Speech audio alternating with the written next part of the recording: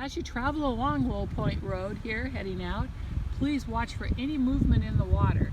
Generally, you're going to be seeing a sea otter. Now and then we get seals and some humpbacks, or possibly an orca, as you drive the road. So take your time and watch the road. As you come around the turn, sorry about the jiggling in the camera here, the road is just a little rough, it's not too bad.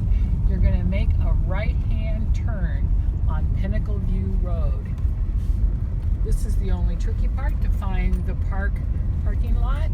And here is now our entrance into the parking lot. You'll see the sign here. Be sure to have a few dollars in your wallet, cash, for paying the parking permit fee for the day, and should be around $5.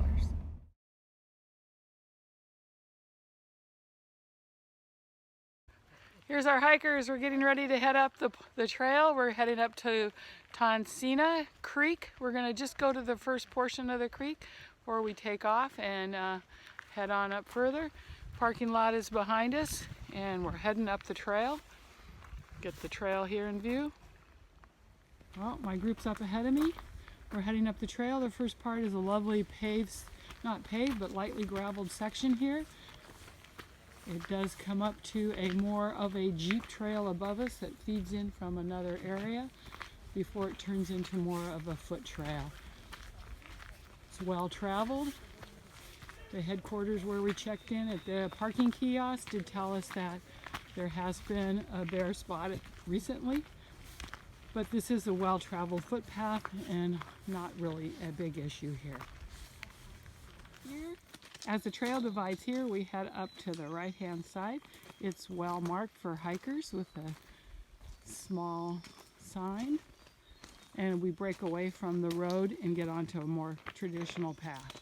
This path has been recently upgraded due to the heavy rock you can see on the right was added as the creek had jumped over at one point and covered the trail. Started on the narrow path of the trail here, and as we start to move along the trail, this section, we're going to start going downhill now. We've made it up all the uphill, and the switchbacks are going to bring us on down to the first metal bridge at Tonsina Creek. We are out here about the 25th of June, and we're hoping to see the wild irises. Bay.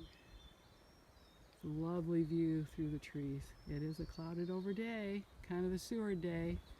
See one of the islands out there in the bay too. And the little bridge is just ahead of us here. It's a steel expansion bridge, and the other side of the creek is where we're hoping to find the wild irises, and a wonderful view out towards Resurrection Bay.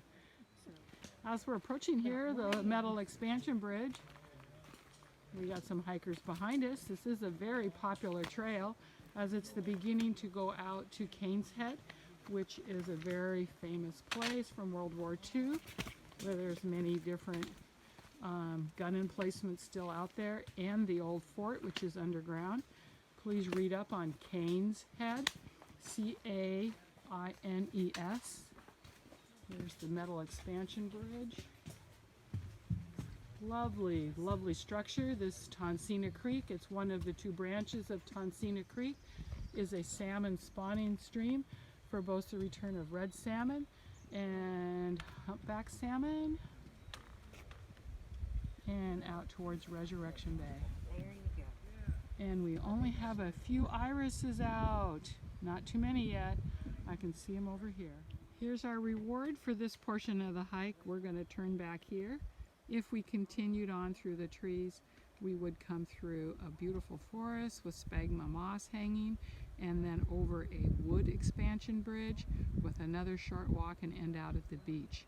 At the beach is where the hikers out to Caines Head hike at low tide. It's a intertidal zone hike where you must hike at only low tide, necessitating a stay overnight out at Caines Head before you return. Very popular. But we do have some wild irises still in bloom, which is a treat.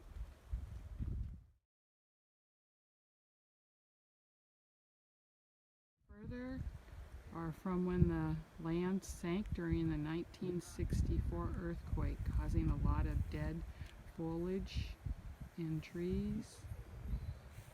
as their root structure can no longer feed the tree.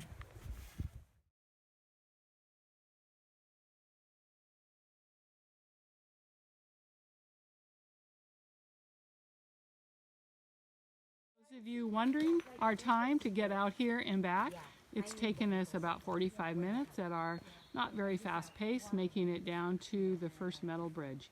So if you made it all the way out to the second bridge, to the wood bridge, probably figure an hour, and out to the beach maybe at the most an hour and 15, but allow some time to enjoy the beach before you turn and head back.